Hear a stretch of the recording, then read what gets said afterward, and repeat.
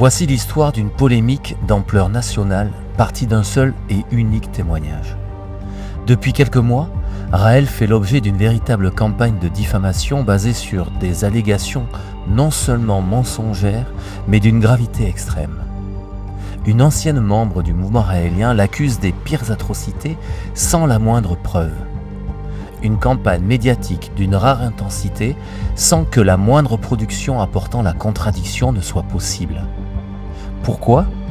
Parce qu'on parle de Raël, que la calomnie préfère appeler le gourou, forcément coupable avant même d'avoir pu se défendre.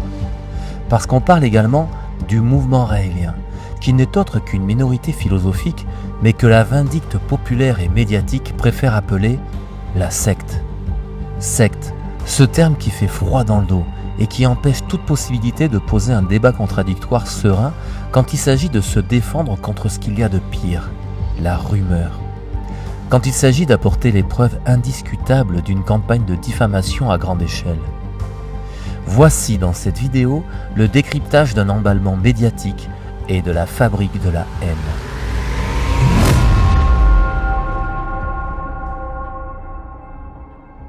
Je n'ai pas été victime de violences physiques à proprement dit ou comme les gens peuvent l'entendre. Je pensais que j'étais née mythomane, mais en fait, j'ai compris qu'on m'avait appris à mentir récemment. Réellement, je vous assure que passer une journée avec des Raéliens, c'est super. C'est idyllique. C'est horrible ce que je dis, mais c'est une réalité. Parce que c'est que de l'amour. Après avoir subi des sévices atroces avec la bénédiction de sa mère, qui l'a poussée dans les bras de Raël, elle a trouvé la force de s'enfuir. Là, vous parlez aussi des violences physiques ? Alors, il n'y avait pas de violence physique. C'est plein d'amour. Enfin, il vous soumet à des vraies tortures sexuelles. Moi, j'étais choyée, gâtée. J'avais un train de vie qui était merveilleux, avec les Raéliens. C'était top. Depuis des mois, une ancienne membre du mouvement raélien a publié un livre dont le titre ne peut que soulever l'indignation de la part du grand public. « J'étais son esclave ». Quoi de plus pour soulever le scandale et la soif d'audimat des médias de tous bords afin de la recevoir et de recueillir sans la moindre pudeur, sans la moindre remise en question, des propos que l'on peut qualifier d'insoutenables et d'une intense cruauté.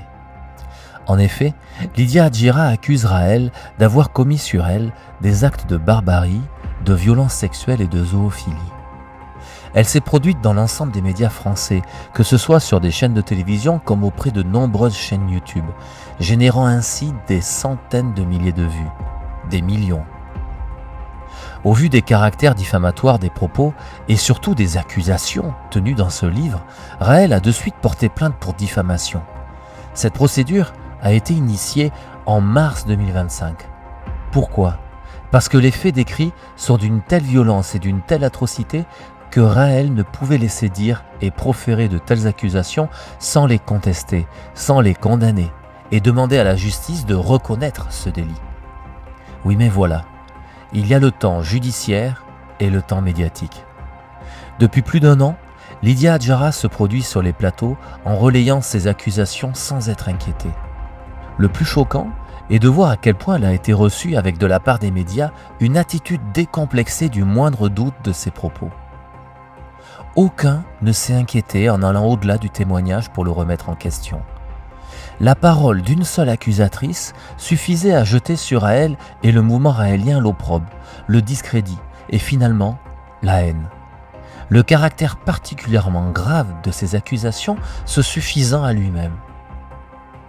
Raël et le mouvement raélien a pour chaque production médiatique demandé un droit de réponse, demandé à être reçu pour apporter la contradiction, pour expliquer en quoi les propos tenus étaient mensongers et basés sur aucune preuve.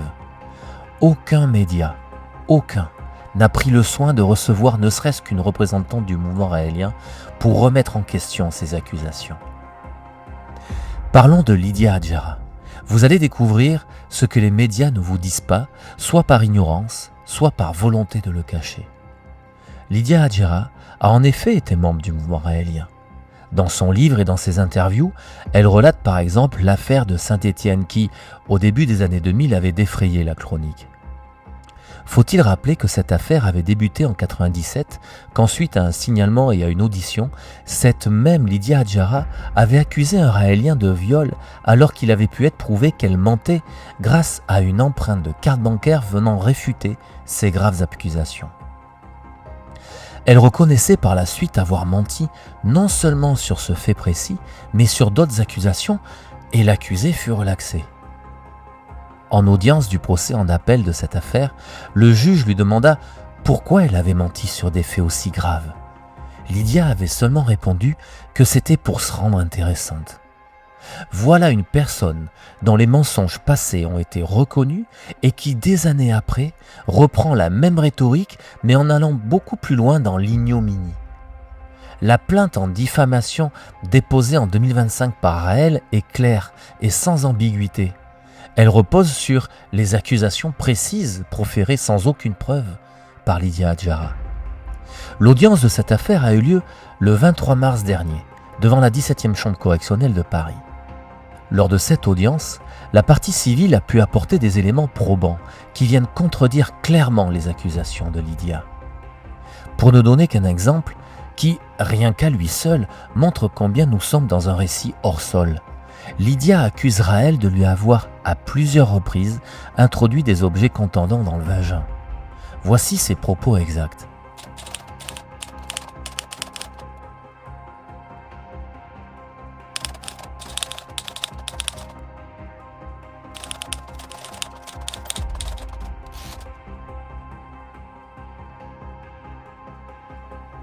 De nombreuses attestations ont été déposées dans le dossier, démontrant que de tels actes ne pouvaient avoir été réalisés par Raël. Des dizaines d'attestations qui ont été fournies à la justice attestent combien ce genre de pratique est aux antipodes de la personnalité non violente de Raël. Mais de plus, une expertise gynécologique vient attester sans aucune ambiguïté l'impossibilité scientifique d'un tel acte tel que le décrit Lydia Adjara dans son récit. La pénétration d'une fourchette dans le vagin n'est pas concevable sans dommage considérable. Lors de rares traumatismes vaginaux de ce type, la réparation chirurgicale sous anesthésie s'avère indispensable. En conséquence, tout rapport sexuel est inconcevable le lendemain d'une telle mutilation. Il a fait faire des choses à des chiens sur moi et j'ai pas dit non. Concernant les actes de zoophilie, c'est la même chose. Lydia accuse Raël d'avoir pratiqué sur elle des actes odieux avec des chiens. Cela rappelle les heures sombres de l'histoire de France, en particulier lors du procès de Klaus Barbie, dont une témoin relatait des actes similaires. Une référence innommable. Des attestations viennent contredire clairement et sans ambiguïté l'impossibilité de telles pratiques dans les conditions décrites par Lydia. En particulier, celle du propriétaire des chiens en question, qui vient confirmer cette impossibilité structurelle et fonctionnelle. Nous voici donc en présence d'une accusatrice dont les mensonges passés lourds de conséquences ne sont plus approuvés. Voilà cette même personne qui revient des années après en proférant les accusations les plus cruelles, les plus choquantes. Accusations qui ne peuvent être prouvées, mais qui par contre peuvent être contredites et démontées avec une facilité déconcertante de par les attestations rendues, de par les expertises médicales produites. Les éléments qui vous sont apportés ici sont factuels, identifiables et ont été portés à la connaissance de la justice pour qu'elle puisse faire son travail. Oui, mais voilà, nous sommes aujourd'hui dans un cas particulier, celui de la maîtrise du narratif, celui du contrôle du récit. Quelle histoire souhaite-t-on raconter ? Celle d'une pauvre victime d'une secte ayant subi les pires atrocités face aux méchants gourous qui représentent le mal absolu. Dans ce récit, aucune place n'est donnée à la raison, à l'identification des faits, à la rigueur du débat contradictoire. La seule chose qui compte, c'est le scandale, l'indignation, la rumeur et la haine. Impossible de remettre en question la parole d'une accusatrice, quelle que soit la gravité des faits qu'elle rapporte. Dès l'instant qu'elle parle, on la croit, quand bien même fût-elle seule. Plusieurs questions devraient surgir. Elles n'ont jamais été posées. Lorsque les faits dont elle parle se sont produits, pourquoi ne pas avoir porté plainte ? On parlera d'emprise, On parlera du silence des victimes. Mais alors, pourquoi son entourage, qui était au fait des choses, comme elle le décrit, ne l'a pas fait? Pourquoi, lorsque son livre a été publié, aucun tiers n'a ne serait-ce que prévenu les autorités, vu la gravité des faits?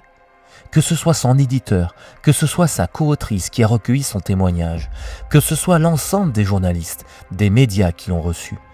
Pourquoi n'ont-ils pas signalé ces faits odieux à la justice pendant toute cette campagne médiatique, vu que Lydia Adjara n'avait pas elle-même porté plainte? On parlera de prescription des faits, mais cela ne suffit pas. C'est Raël lui-même qui porta plainte dès la sortie du livre pour diffamation. Il a été question, dans cette fabrique de la haine, de procédures bâillons, abusives.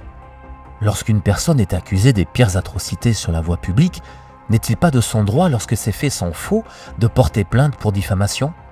C'est un droit absolu et incontestable. Nulle procédure abusive dans ce cas, mais au contraire, une procédure qui, espérons-le, permettra l'expression de la vérité. Une autre question devrait se poser: l'isolement du témoignage de Lydia Adjara. En novembre dernier, cette dernière dépose finalement, et peut-être sous la pression, une plainte contre Raël et 2 autres membres du mouvement raélien. Plainte qui, à ce jour, ne connaît aucune suite. Par contre, ce dépôt de plainte lui a permis d'avoir à nouveau une couverture médiatique sans précédent. En parallèle, un appel à témoins a également été lancé pour trouver des potentielles victimes du gourou, de la secte. Un appel à témoins largement relayé dans les médias et bénéficiant d'un impact sans précédent. À ce jour, qu'en est-il? Rien. Lydia est et reste la seule à proférer ces graves accusations et personne ne s'en inquiète. Par contre, entre-temps, ce sont des dizaines de témoignages de femmes, membres et anciennes membres du mouvement raélien ayant connu Raël, qui attestent de l'impossibilité de tels actes et qui viennent sérieusement remettre en question les graves accusations contre ce dernier. Lors de l'audience du 23 mars dernier, il a été très peu question des éléments apportés par la partie civile venant démonter point par point les accusations de Lydia Adjara. Il a été surtout question du mouvement raélien, de Raël et de la bonne foi de l'accusatrice.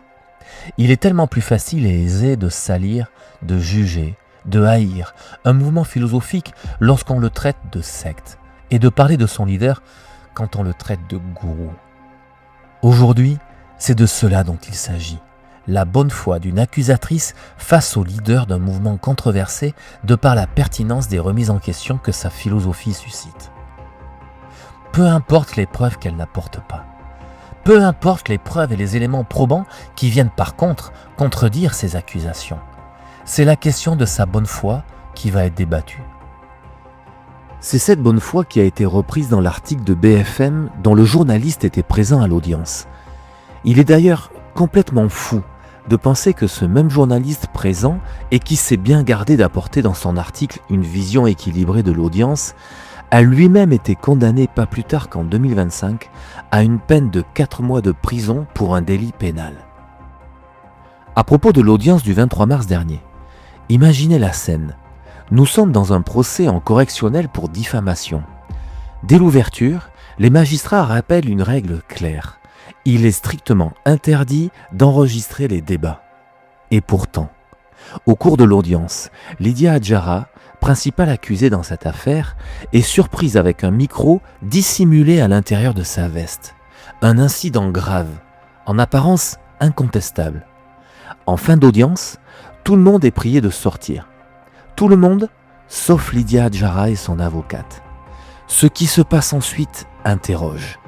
À la place d'une réponse judiciaire ferme face à ce qui apparaît comme une violation manifeste des règles de l'audience, il aurait simplement été demandé aux médias présents et à l'origine de ce dispositif de signer un engagement garantissant que l'enregistrement ne serait pas utilisé.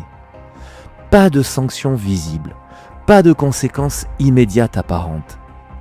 Alors des questions se posent. Est-ce que certaines règles seraient négociables ? Est-ce qu'il existerait pour certains un sentiment d'impunité ? Au-delà de cette affaire, c'est la confiance dans l'égalité de traitement devant la justice qui pourra questionner. Est-il pertinent d'en rajouter un peu plus quant à cette terrible fabrique de la haine.